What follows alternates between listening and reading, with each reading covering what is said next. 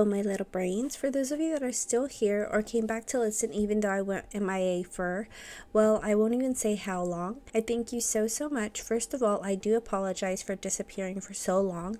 I had a couple life changes in a short span of time. Shortly after episode 2 was posted, I was researching for my next episode while also apartment and job hunting and working my other job. Well, I got the apartment and I got the job, and shortly after that, I found out I was pregnant. And that being said, I did have a lot on my plate, so since my podcast was fairly new, I decided to put it on the back burner until I was able to fit it into my schedule with researching, editing, and recording. Now that I'm back, hopefully I won't leave you hanging again, and if you're a new listener, well then welcome, and I hope you tune in every Friday. That's enough about me. Let's jump into our episode. For our random bit of news this week, boneless chicken wings may in fact not be as boneless as we may have thought. A man from Hamilton, Ohio, we'll call him Bert, tried to sue a wing joint after he ordered boneless wings with Parmesan and ended up in the emergency room 3 days later. The doctor discovered a long, thin bone that had torn his esophagus, causing an infection. He then tried to sue the restaurant, stating that the restaurant failed to warn him that so-called boneless wings could contain bones. He also included the supplier and the farm, claiming all were negligent. The Supreme Court said, quote, boneless wings refers to a cooking style. I don't know. What style would that be? Boneless, as in cooking it without bones?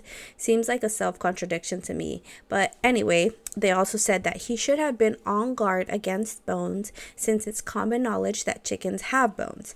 Bert had already been to lower courts that dismissed his suit, and the Supreme Court sided with them. The judge said, quote, a diner reading boneless wings on a menu would no more believe that the restaurant was warranting the absence of bones in the items than believe that the items were made from chicken wings, just as a person eating chicken fingers would know that he had not been served fingers, end of quote. Bert's defense called the judge's reasoning, quote, utter jabberwocky. If I wasn't already on their side, I would be after that phrase. This defense also said that a jury should have been allowed to decide if the restaurant was negligent in serving a piece of chicken with bone after advertising it as boneless. That's what I'm wondering. Wouldn't that be false advertising? I would think so. But Bert's defense stated that all sensible people would, when they read the word boneless, they assume that means without bones, as would be the case of a parent feeding their children chicken nuggets, chicken fingers, chicken strips, and boneless chicken wings. My take, the Supreme Court was wrong and Bert should have won that suit, at least against the restaurant. I have never found a bone in my chicken breast. I also prefer actual wings over boneless anyway. And that was our bit of news for this week. And as I was trying to make time for everything on my plate these last few months, I thought to myself, if there are 24 hours in a day, there has to be enough time for me to somewhere fit at least a bit of research, editing, or recording each day. And that brings us into our first topic. Are there really 24 hours in a day? Well, yes and no. To better understand this, we have to talk about two kinds of days, or forms of measuring a day: sidereal day and a solar day. Sidereal time is a form of timekeeping used especially by astronomers. It is a time scale that is based on Earth's rate of rotation in relation to the fixed stars. Solar time, as the name states, is a form of timekeeping that measures time based on the Earth's rate of rotation in relation to the sun. A sidereal day is a total of 23 hours, 56 minutes, and 4.1 seconds. A solar day is 24 hours. Now, technically speaking, a sidereal is more accurate. However, the way we humans operate on our day-to-day, including our clocks, is based around the solar day. So yes, there are 24 hours in a day. So my trying to look for an excuse as to why I couldn't podcast these last few months cannot be attributed to me not having 24 hours every day to get the work done. It was just letting myself be dragged into laziness. Moving on to our next topic, placebo and nocebo effects. I'm sure most of us have heard of it, but what exactly is a placebo or a placebo effect? Placebo actually comes from the Latin term I shall please, referring to flattery. A placebo in medicine is a pill or treatment that appears to be medical intervention but in reality is not, such as sugar pills. The placebo effect is when an improvement of symptoms is observed after taking the placebo. The first placebo known dates back to 1799 when British physician John Haygarth used a wooden rod to demonstrate how it worked just as well as metal rods, called Perkins tractors. These metal rods were being sold as able to draw disease from the body, which of course was not true. Haygarth found that 4 or 5 patients with rheumatism reported that their pain improved after using the wooden rods. He published a book about these findings and named it On the Imagination as a Cause and as a Cure of Disorders of the Body. That's a really long title. Anyway, he did not, however, use the term placebo the way we use it today. The way we use the term placebo wasn't introduced until 1920 in a paper called The Lancet. The term placebo effect followed a couple decades later, used by Henry K. Beecher, an American anesthesiologist who worked with wounded soldiers in World War II. He essentially paved the way for placebo clinical trials. He published The Powerful Placebo. Henry considered the pain experienced not only being caused by the actual injured tissues, but also by one's emotions. Now, given that some people may be affected by them thinking it will help during a clinical trial, some participants get the real drug while others get the sham or placebo drug, maybe a sugar pill in most cases. Of course, no one knows what they got. A drug can only be said to work if it outperforms the placebo in a significant manner. Surprisingly, there have been studies that demonstrate that animals can also experience the placebo effect, or at least something that seems like it. First, let's talk about Pavlov's accidental discovery on classical conditioning. Classical conditioning, also known as associative learning, is an unconscious process where an automatic, conditioned response becomes associated with a specific stimulus. Ivan Pavlov was originally researching the digestion of dogs. During his research, he noticed that the dog's physical responses to food gradually changed. At first, the dogs would only salivate right when their food was presented to them, but slowly they began to salivate before being served their food in response to the sounds consistently associated with feeding, like the sound of the food cart, or like my cats when they see me grab their kibble scoop and head towards their stash. So Pavlov began to ring a bell before he served the dogs their food. In the beginning, the dogs did not salivate to the sound of the bell, but after they began to associate the bell with the arrival of their food, they began to salivate whenever the bell was rung. And while Pavlov is the most well-known researcher of classical conditioning to the point of there being a term Pavloving, I thought it important to mention that he is not the pioneer of it. A year before his findings, a man by the name of Edwin Twittmeyer published his own findings on classical conditioning. Now, going back to placebo effects observed in animals, classical conditioning was considered a potential explanation. As in Pavlov's studies, the dogs began to salivate when hearing the bell, even if they were not given food. So in the context of them receiving their treatment, their bodies may learn to associate the administration of a drug and injection with the positive effects of the drugs. So when a sham treatment that is not expected to have an actual effect, they may still respond as if they have received the actual drug, thus potentially improving their condition. In another study with dogs experiencing anxiety, one half were given sedatives when their owners were present, while the others were given non-sedative vitamins. The ones who were administered sedatives were relaxed when separated from their owners.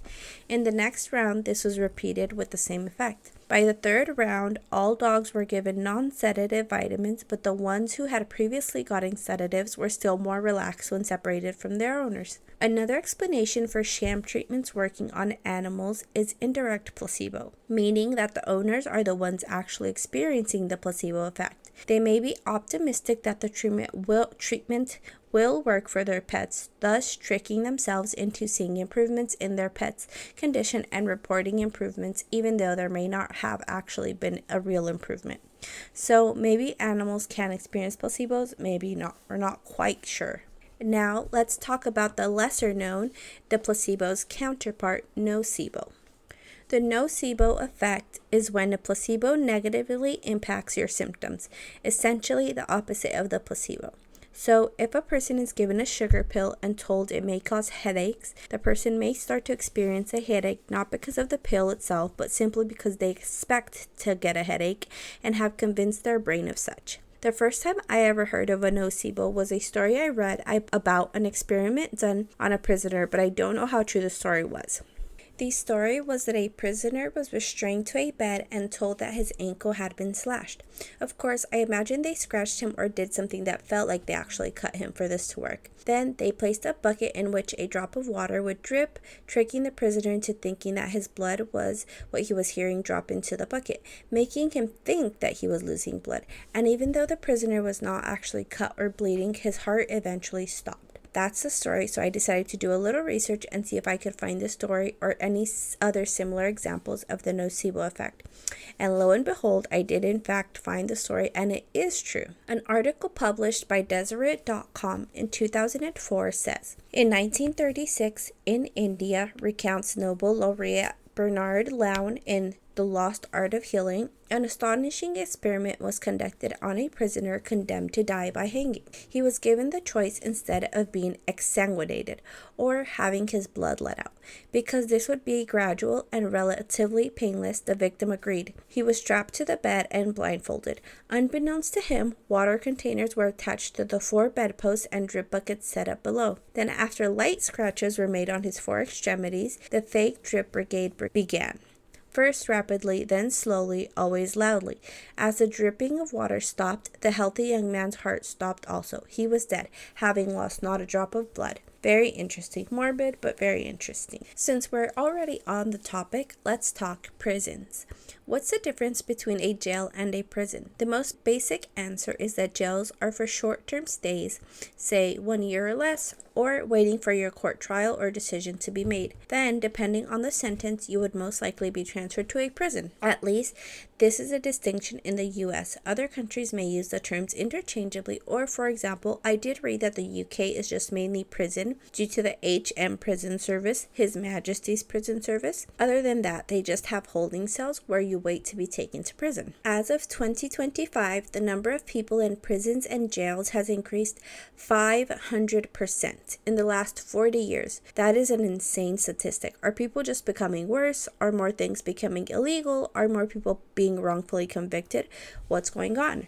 Research says the increase in incarcerations is due to the changes in sentencing laws and policies, not actual crime rates.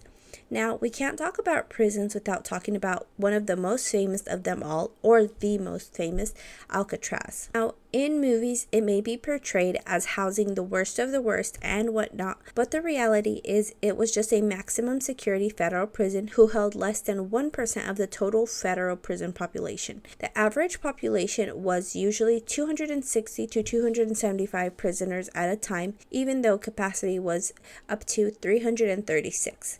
Most prisoners that were there were transferred from other prisons, yes, because they may have been violent, but mostly because they would not conform to the rules of other prisons and or were thought of as escape risks. Alcatraz's prisoners had 4 basic rights: food, shelter, clothing, and medical care. They could also earn privileges like working, family visits, access to the prison library, painting, and music. As a matter of fact, once prison officials thought that the prisoners were better behaved, usually after 5 years, they could be transferred back to another federal prison and finish their sentence there. Bob.gov calls it a prison's prison. Let's talk about the actual interesting part of Alcatraz, the escapes, or escape attempts. There have been 36 men who tried to escape, totaling 14 separate escape attempts, so most of those are like in couples. There was one attempt that is considered successful, quote unquote. This attempt includes 3 men by the names of Frank Morris, John Anglin, and Clarence Anglin. While this attempt can be considered successful, this is only because the men were simply never found. Led by Frank Morris, the 4 men spent months secretly planning their getaway. They slowly chipped away at the walls behind their sinks using stolen spoons, saw blades, and even a drill made from a vacuum cleaner motor. To cover the noise, Morris played his accordion during the daily music hour, one of their many privileges that they could earn. Once through the wall, they reached an unguarded utility corridor and created a hidden workshop above their cell block. There, they built a 6x14 rubber raft and life vest made from over 50 stolen raincoats. Some were actually donated via lies that they told to other prisoners. They sealed the materials using the prison's steam pipes. They even made paddles out of plywood and turned an accordion into an air pump. To fool the guards during bed checks, they crafted fake heads from soap, toilet paper, and real hair collected from the prison barbershop. Dressed-up dummies lay in their beds while they worked. On the night of June 11, 1962, the escape was set in motion. Morris and the Anglin brothers slipped through the holes in their cells. There was a fourth man, Alan West, but he couldn't get out in time and was left behind, or this is the story he told when being interviewed. The others climbed to the roof, crossed it carrying their homemade raft, scaled barbed wire fences, and vanished into the San Francisco Bay. By the time the guards realized they were gone, it was too late. A massive manhunt followed. This is actually considered the largest manhunt in history. Air patrol, boats, divers, and dogs were all included. With bits of the escape equipment like paddles, personal items, and part of the raft washing up days later, the men were declared to have perished in the waters. Whether they drowned or made it to freedom is still unknown to this day. The Anglin brothers' family received cryptic letters and a blurry photo of two men on a farm. The FBI also received a letter written by someone claiming to be Frank Morris. The letter stated that he was still alive but sick and would turn himself in exchange for medical treatment. This letter, however, was never verified. Alcatraz closed in 1963, just a year after the escape. Once again, I just wanted to thank all my listeners that returned or any new listeners that tuned in. And I also want to mention that my podcast is still new, so I'm going to be changing the layout throughout, maybe adding in some new stuff, maybe removing some stuff. I'll just see how it goes with these next coming episodes. Thanks for tuning in.